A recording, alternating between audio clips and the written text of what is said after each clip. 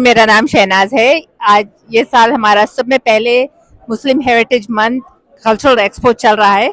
Governor Murphy signed it into law in April 2023, and so this January is the first one we're doing, and mashallah इतने सब लोग काम कर रहे हैं, like almost 50 towns इसमें involved हैं और बहुत सारे लोग outside of Bergen County आए हुए हैं। इतना अच्छा दिख रहा है, like I think 1,000 people at least, और हॉल भर गया और दूसरा एट्रियम भी भर गया, सारा सब कुछ इतना अच्छा मजा आ रहा है, सब लोग बहुत एंजॉय कर रहे हैं।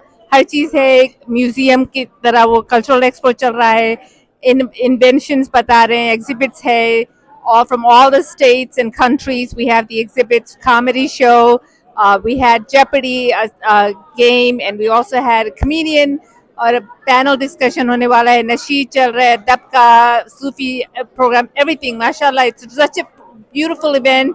और आज पता भी नहीं चल रहा है कि इतना मौसम ग्रे वगैरह है, क्योंकि इतना अच्छा माहौल जम गया है यहाँ पे, बहुत अच्छा मजा आ रहा है।